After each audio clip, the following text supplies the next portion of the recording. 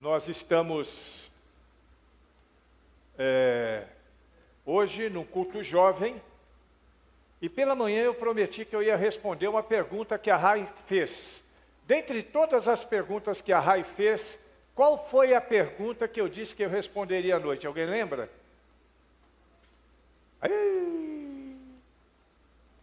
Foi uma pergunta que ela fez logo no começo, quando ela leu o texto de Atos, capítulo 1, versículo 8.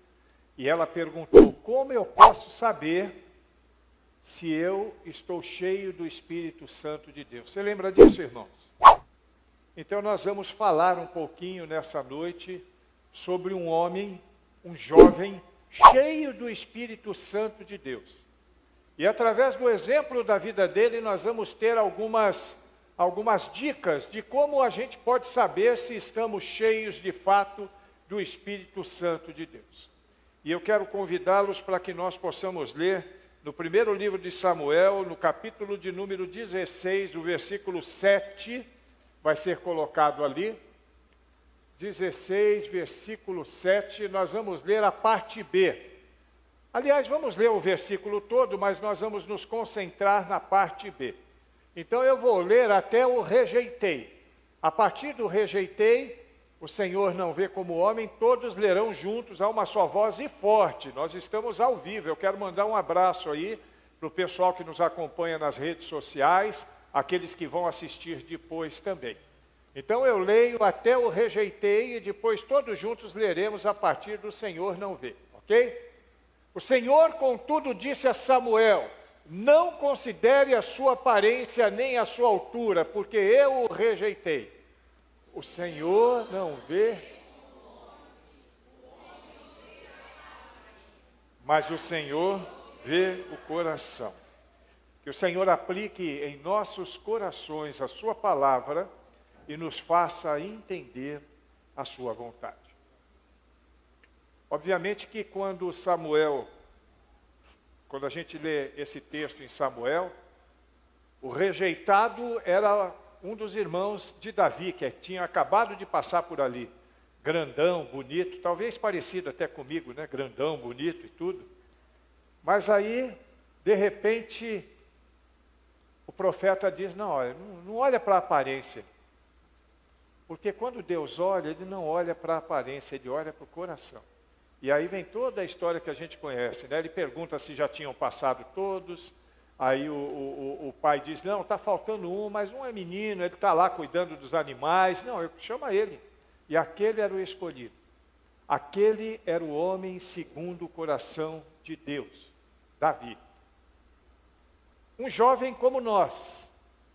E nós estamos aqui destacando a figura dos jovens neste culto, mas obviamente todos nós estamos contemplados, porque quem não é jovem será ou já foi jovem um dia. Eu lembro com saudade do meu tempo de juventude.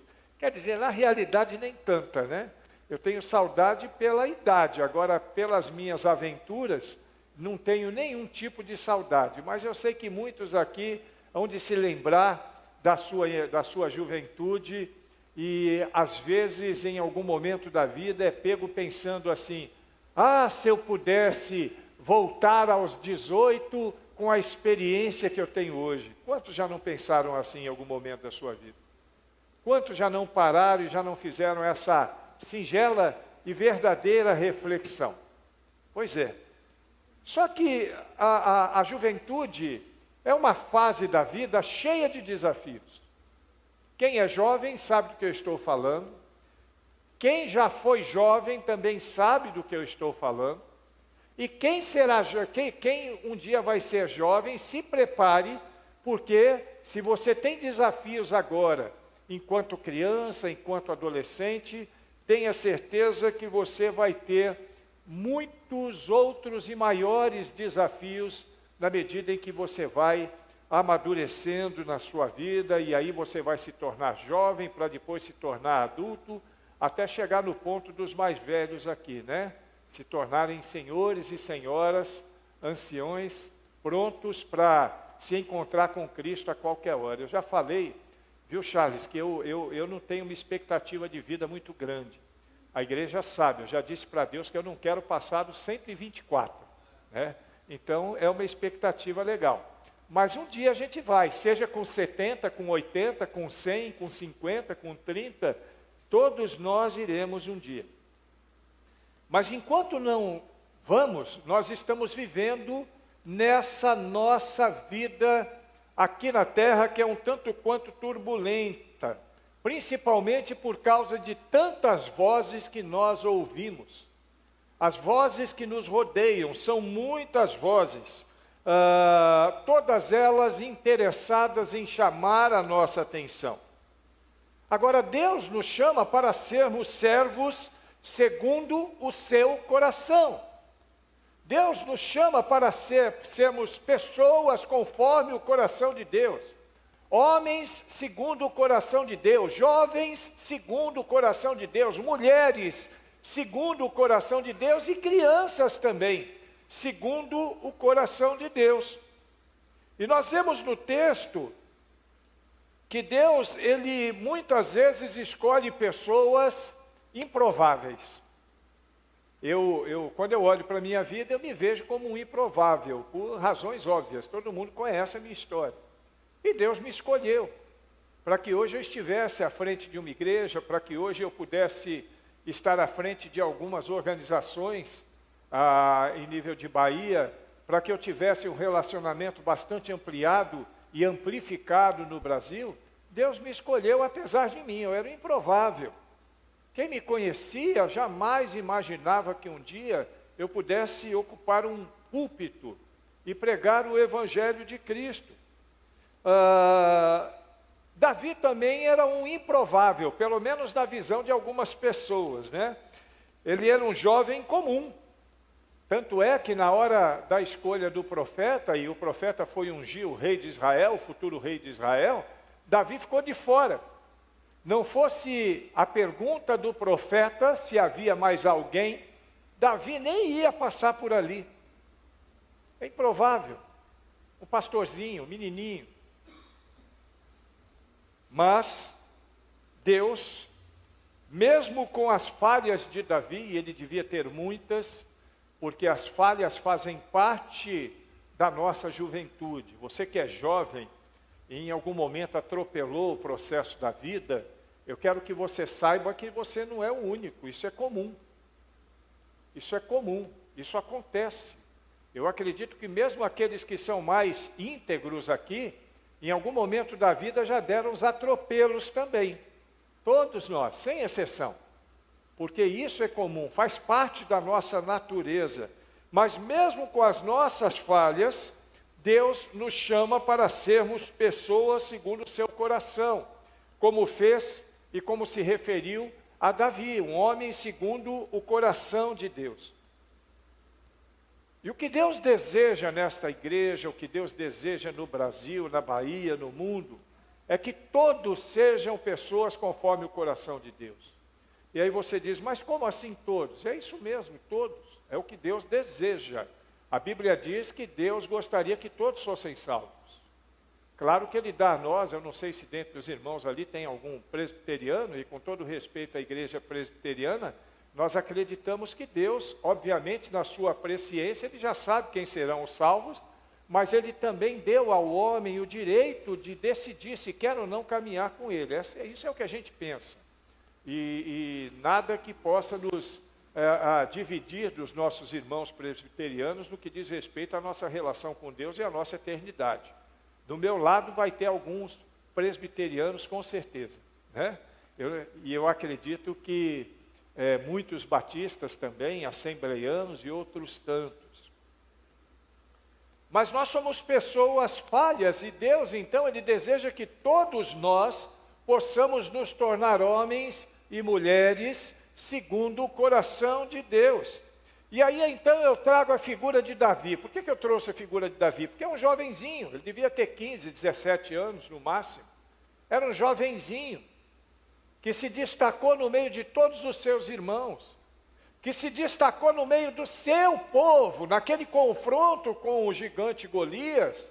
Ele se destaca diante dos grandes guerreiros de Saul, é ele quem se destaca, e que se destacou entre nós hoje, quando você lê o livro de Salmo, a maioria dos salmos foram escritos por Davi.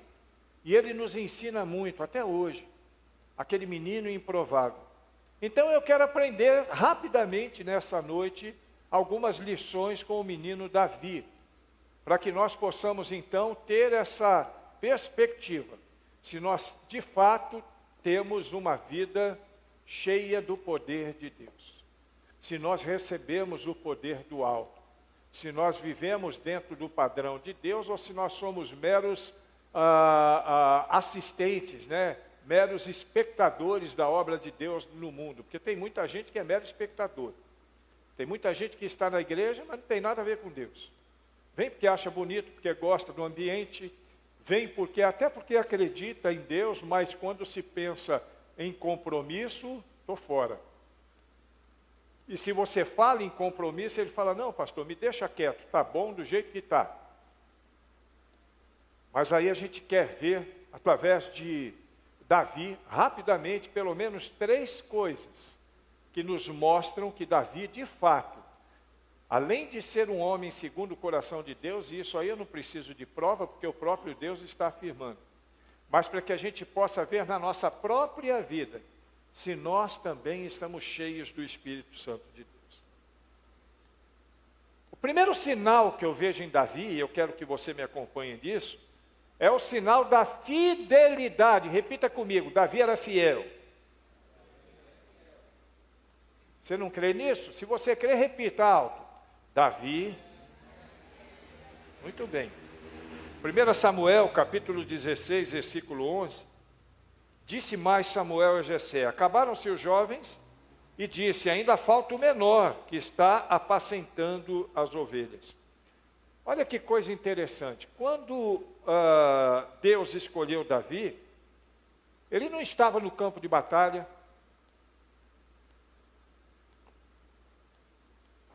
ele não estava junto com os seus irmãos ali naquele perfilar, e eu acho que aquele foi um momento muito especial para a família, né? O profeta chega ali e diz para o pai deles que estava ali para poder ungir o rei de Israel, futuro rei de Israel. Ele não estava ali, ele não estava em nenhuma posição de destaque. Davi estava cuidando de suas ovelhas. Ele era fiel àquilo que ele deveria fazer. Ele estava cuidando das ovelhas do rebanho do seu pai. Isso nos ensina uma coisa interessante, irmãos, e eu quero que você preste atenção nisso. Deus vê o que nós estamos fazendo em segredo, no nosso cotidiano, mesmo nas pequenas responsabilidades que muitas vezes nos parecem insignificantes, mas Deus está ali conosco.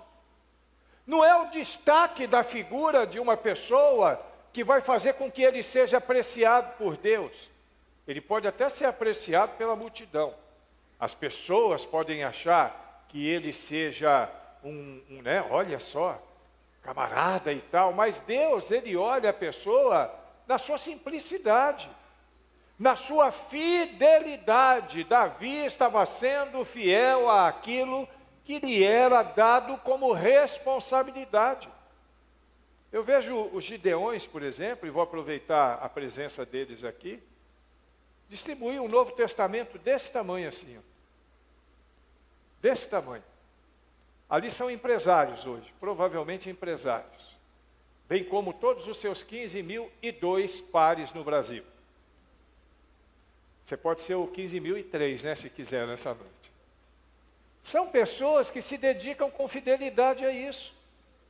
Pessoas que se dedicam a colaborar financeiramente para que o Novo Testamento seja impresso.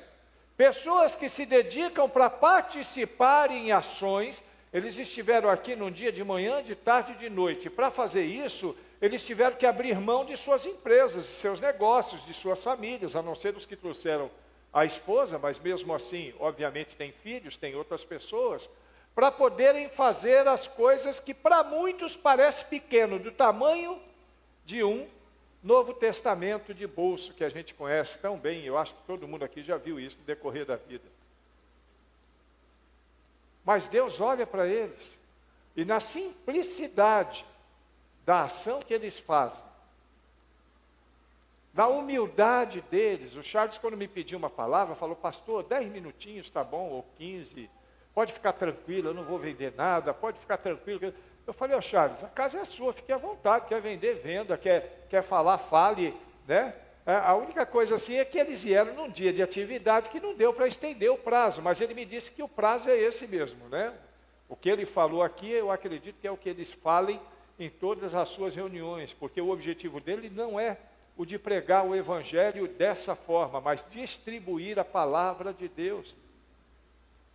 Nós também precisamos entender que a fidelidade é importante desde as coisas pequenas e que nos parecem insignificantes.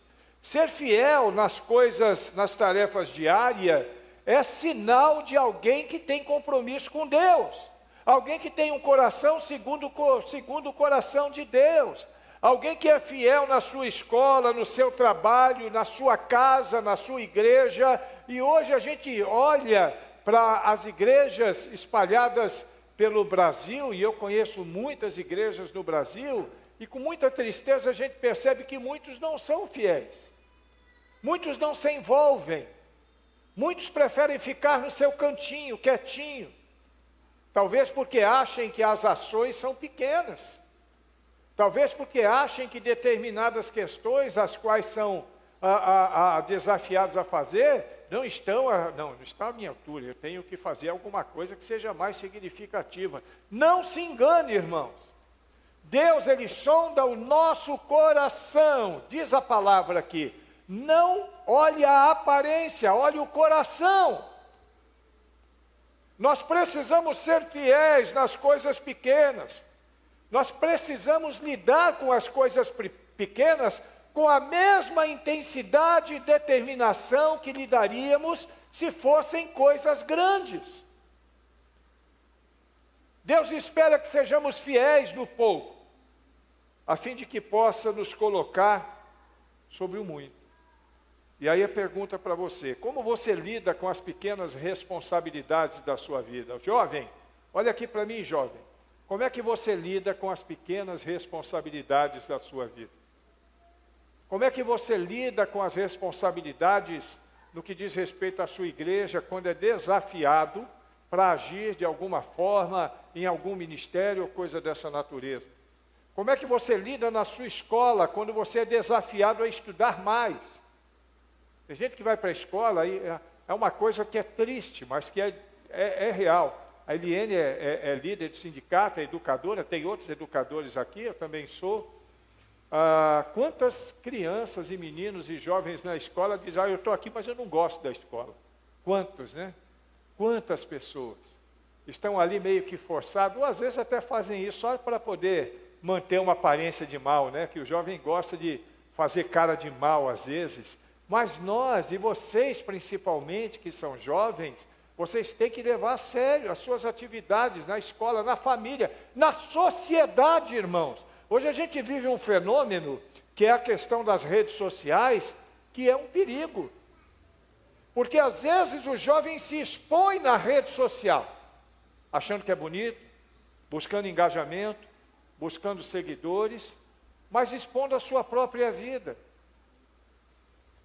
Poucos são os que usam a rede social para trazer uma palavra de vida, uma palavra que tenha conexão com as coisas de Deus. Outro dia eu vi uma influenciadora famosa aí, crente, ela pelo menos se diz crente, e perguntaram para ela sobre por que ela não fala tanto de Bíblia na rede social dela. Ela falou: é porque Bíblia não dá engajamento, falar de Bíblia não dá engajamento. Isso saiu da boca de uma pessoa que se dizia profeta de Deus. Nós temos que ser fiéis.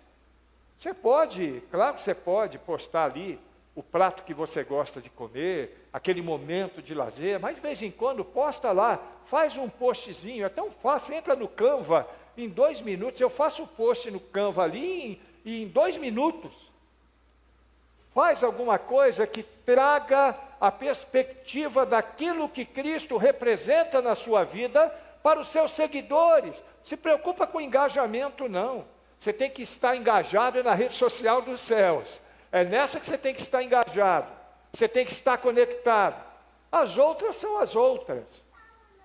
A gente não quer com isso dizer para você cancelar. Não, então, pastor, eu vou fazer o seguinte, eu vou cancelar. Não, não cancela, não. Usa a rede social com sabedoria. Nós precisamos ser fiéis no pouco, a fim de que nós possamos ver Deus operar na nossa vida. Uma planta, para crescer forte e saudável, ela precisa ser regada todos os dias, né? A não ser algumas plantas. Tem planta lá em casa mesmo, a Rai tem umas que nem precisa de água, né? Demora um tempão para que ela precise de água, mas via de regra precisa ser regada, porque o cuidado diário para uma planta faz toda a diferença. Na nossa vida, jovem, em nome de Jesus Cristo, o cuidado diário da sua vida vai fazer toda a diferença no seu desenvolvimento.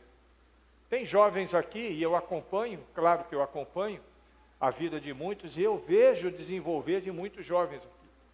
Às vezes eu olho um ou outro e penso assim, poxa, como ele mudou de 2 meses, de 1 mês, de 3 meses para cá. E o que nós esperamos é isso, que haja crescimento. O que Deus espera de nós é que haja esse desenvolvimento. Os jovens é o grupo que hoje move o nosso país.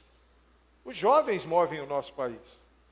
Alguns vão dizer que é o nosso país de amanhã. Não, é o nosso país de hoje.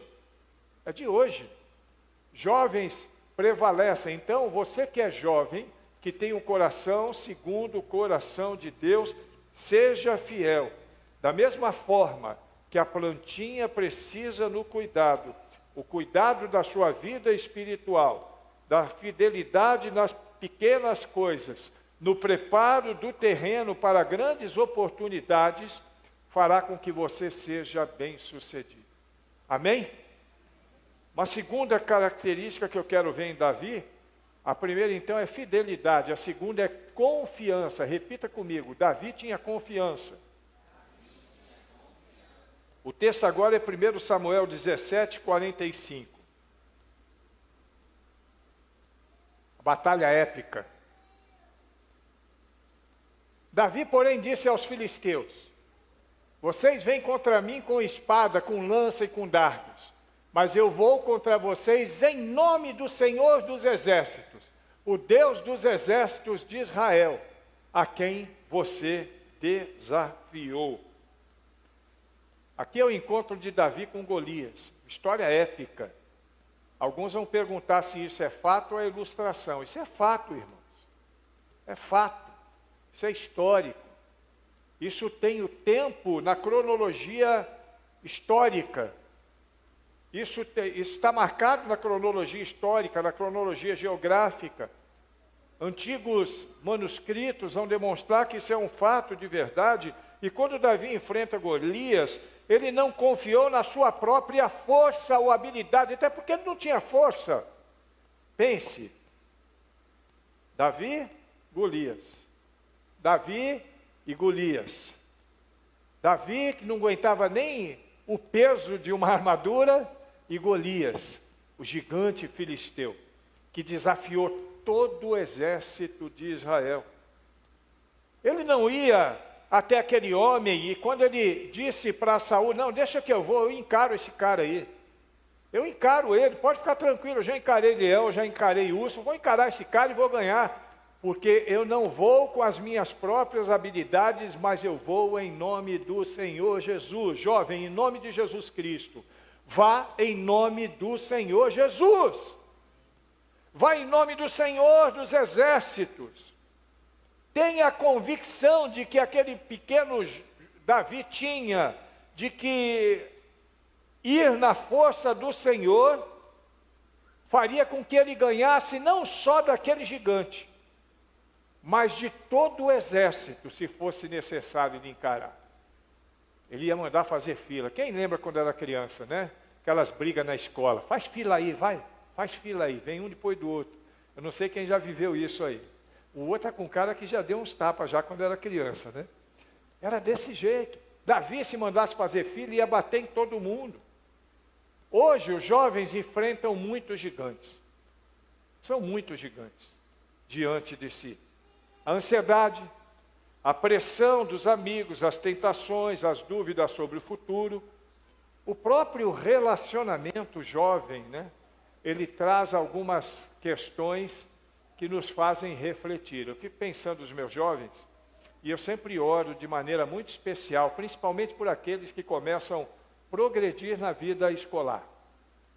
Né? Aí vão para o ensino médio, depois vão para a faculdade, porque eu sei que a pressão dos seus pares nesses ambientes é muito forte. Infelizmente, nós vivemos num mundo que é feita uma desconstrução desde 20 anos para cá, na questão educacional. Minha época de escola era diferente. Eu não aproveitei, infelizmente, só o ensino fundamental. Mas na minha época de escola, nós prezávamos, claro que sempre tinha vida torta no meio, né? Mas nós prezávamos pelos bons costumes. Hoje em dia não, hoje em dia o que está certo é errado, o que está errado é certo. E essa pressão vem toda em cima do jovem. O jovem crente, ele chega numa faculdade, ele vai encarar muita pressão, sim. Eu vejo os meninos que saíram daqui e foram estudar em Teixeira, e eu tenho certeza que eles encaram muita pressão naquele lugar. Aqui mesmo, no ensino médio daqui, encara muita pressão. E são muitas pressões pressão dos amigos. As meninas encaram muita pressão. Eu digo isso, assim, com um sentimento muito triste. Eu sei que na igreja não é tão comum. Mas lá fora, hoje em dia, antigamente, uma menina, quando deixava de ser virgem com 18 anos e o pai sabia, o pai ia na casa do menino para fazer casar. Eu não sei os mais velhos aí se lembram disso. Hoje em dia, com 12 anos, lá fora, grande parte das meninas entendem que é correto, nada a ver. Virgindade é só mais um detalhe na sua vida. São pressões. E não pense que os crentes estão livres das pressões. Talvez não cedam, eu acredito que não cedam. Mas as pressões estão ali. Aquela coleguinha que vai falar, você nunca beijou na boca? Não, que coisa feia, você está por fora. Né? E muitas se sentem impressionadas. Então, meninas, em nome de Jesus Cristo, não se deixe levar pelas pressões deste mundo. Porque tem de bom ânimo. No mundo tereis aflição. Mas anima-te, porque Cristo venceu o mundo. E se Cristo venceu o mundo, você também vencerá. Tentações, todos nós somos tentados. Uma coisa que é muito comum, eu falei das meninas e vou falar dos meninos, uma tentação muito comum na idade dos jovens, dos adolescentes para cima, é a questão da pornografia. Pornografia é um vício terrível. E não é só adolescente não, viu? Não é só jovem não, tem adulto também. Tem idoso também. Muitas pessoas viciadas em pornografia. E a tentação é muito forte, porque depois que a pessoa entra no site daquele uma vez, para poder se desvincular dá muito trabalho. Porque sempre vai lembrar. E de vez em quando vai falar assim, só mais uma olhadinha. Não, Deus me livre. Não quero isso para a minha vida não, aí sai fora. Cuidado, irmãos. Essas pressões, essas tentações nos afastam de Deus. As dúvidas quanto ao futuro. Todo mundo queria saber o futuro. Todo mundo gostaria de saber o que tem pela vida nos próximos anos. Sinceramente, irmãos, eu não estou nem um pouco preocupado com isso. Porque o futuro que eu deveria conhecer, eu já conheço. Você sabe qual é o meu futuro? Viver com Cristo para sempre na glória. O resto é transitório.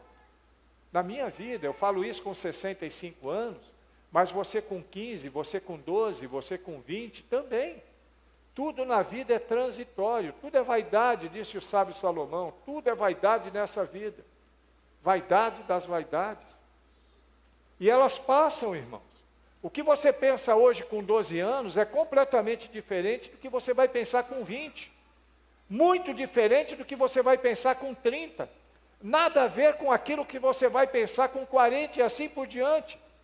Porque essas vaidades, elas vão mudando. Então, o futuro, não tenha medo do futuro. Confie no futuro que Deus promete a você. Seja fiel no presente. O passado não dá para mexer. O presente precisa de fidelidade. E o futuro pertence a Deus. E o futuro que Deus tem para nós é o melhor que você possa imaginar. Apesar desses gigantes, como Davi, nós podemos confiar que Deus vai nos dar forças para vencer cada um deles. Pensa numa criança pequenininha que está enfrentando uma tremenda tempestade. Mas só que ela se sente segura, não porque é forte, mas porque confia no seu pai que ali está para protegê-la. É a história que eu ouvi uma vez, eu acho que eu já contei aqui, eu não sei, de uma criança que estava num avião, e de repente aquele avião entrou numa grande turbulência. E aquele avião então começou a balançar de uma forma, eu não sei quantos aqui já passaram por turbulência no ar, eu já passei, eu sei que é um negócio meio que assustador, né? E todos os passageiros então, alguns gritavam, outros começavam a rezar, e tinha um menino que estava assim no banco dele, balançava, mas ele com essa carinha tranquila, ia para lá, ia para cá, ia para lá. E aí a pessoa que estava do lado dele, segurando a mão dele, falou: meu filho, você não está com medo não? Ele falou: não. Uai, como pode? Eu falei: que meu pai é o piloto. Confiança no pai. Assim somos nós com relação a Deus, nós precisamos confiar em Deus, confiar que Ele vai nos dar coragem diante dos nossos adversários, e mais do que isso, não foi só a coragem de Davi, não. Ele deu a vitória. Aquele gigante tinha armas de tecnologia moderna. Davi tinha umas pedrinhas e um estilingue, uma funda na realidade, né? Que era o estilingue. Naquela época não tinha borracha de caminhão, então era uma funda, né? Mas que equivale ao estilingue de hoje. E Davi venceu, porque o Senhor é com ele. Jovem, olha aqui para mim. Em Cristo Jesus você vencerá todas as lutas, todos os desafios. Você precisa acreditar nisso. Então a primeira característica é a fidelidade, a segunda, a confiança. E para encerrar, nós vamos partir para a terceira. Palavra-chave: arrependimento. Repita comigo: Davi se arrependeu. Arrependimento. O texto de Salmo, capítulo 51, versículo 10, nós lemos: cria em mim, ó Deus, um coração puro, e renova em mim um coração, um espírito reto. Todos nós conhecemos a história de Davi. Aquele menino segundo o coração de Deus, ele cometeu pecados terríveis. Com Batseba, com Urias, a gente sabe da história e sabe o quanto aquilo foi ruim para a vida de Davi. Mas, mesmo sendo escolhido por Deus, ele cometeu atos terríveis. E isso às vezes acontece conosco. Estou dizendo isso porque um dos sentimentos piores que pode existir na vida de uma pessoa é o sentimento de culpa.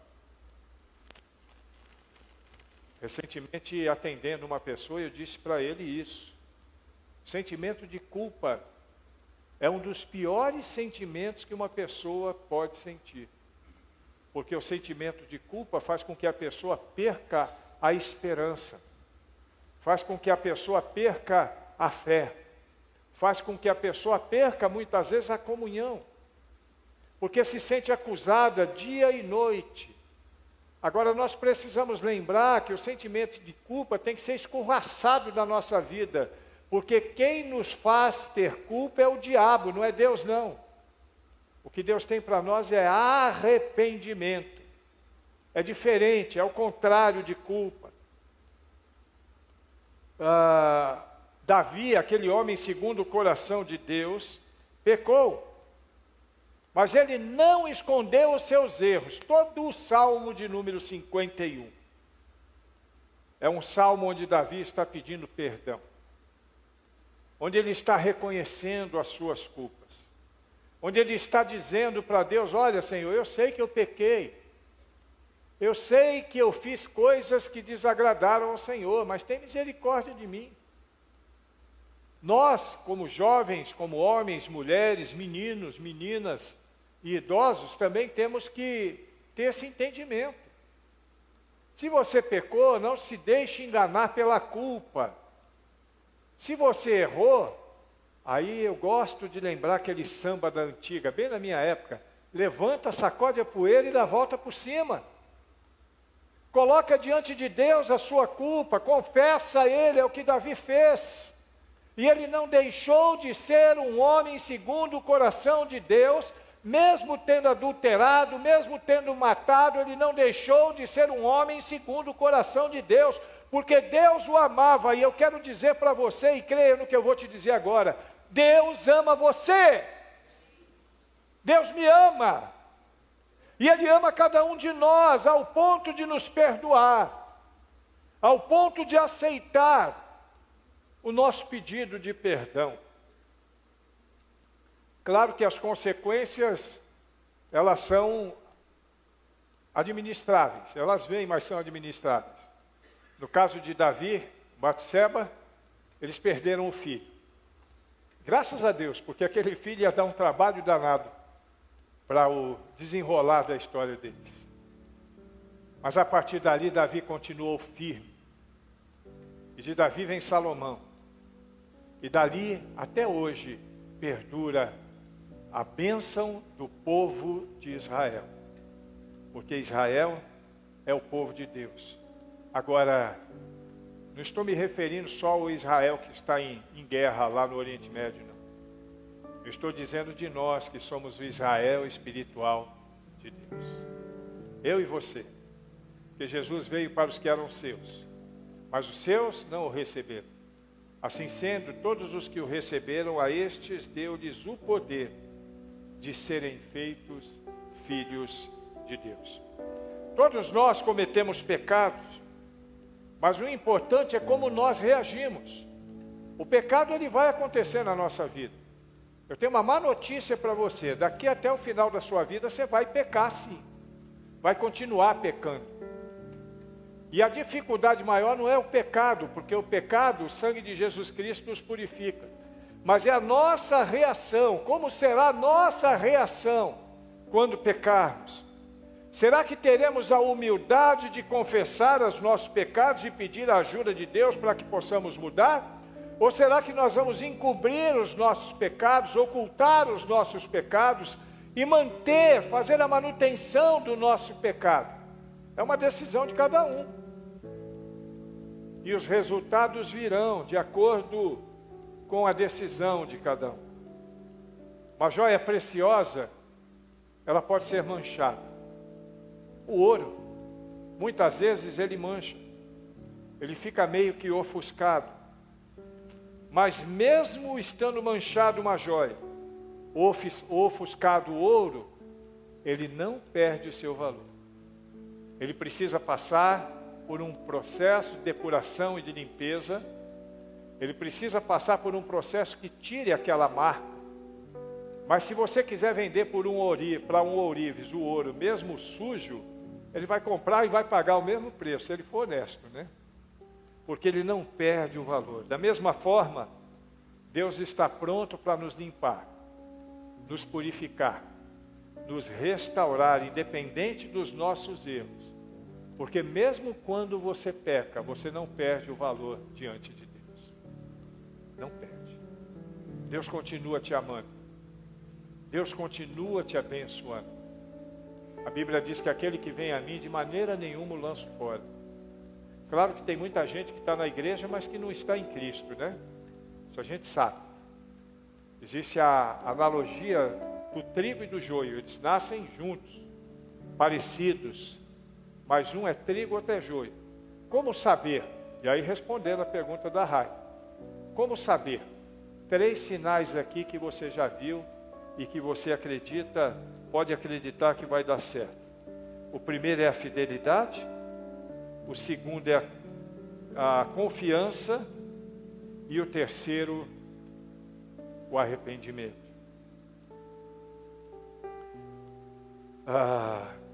Davi nos ensina essas lições e tantas outras lições valiosas para que nós possamos buscar viver segundo o coração de Deus.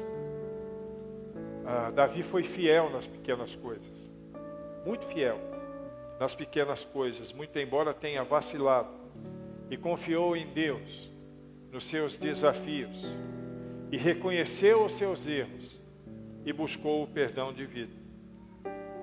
Se você que é jovem segundo o coração de Deus, precisa ajustar alguma coisa na sua vida nestes termos, faça isso o mais rápido possível, a fim de que você possa experimentar o melhor desta terra.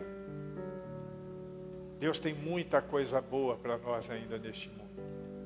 E eu não estou nem contando a eternidade, porque a eternidade é só alegria, né? Mas neste mundo ainda tem muita coisa boa. Deus te chama para ser fiel nas pequenas coisas. Te chama para confiar nas grandes batalhas e a buscar o seu perdão e transformador. Seu perdão transformador. Feche os seus olhos agora, a fim de que a gente possa orar. Com a cabeça curvada agora, você vai olhar para dentro de si. Eu quero que nesse momento você esqueça Davi.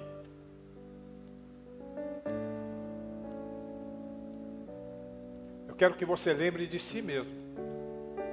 Lembre de si mesmo.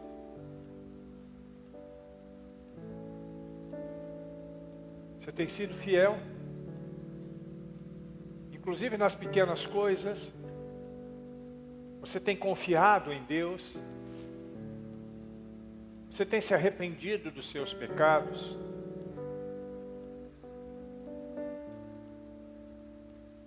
São sinais de alguém que está cheio do Espírito Santo de Deus. Se lhe falta alguma coisa nessas três áreas, não significa que você está vazio, mas significa que você precisa ajustar o seu caminho, atualizar a sua caminhada, a fim de que você possa estar dentro daquilo que Deus preparou, da melhor forma possível, para a glória de Deus e para o bem da sua vida e das pessoas que te cercam também.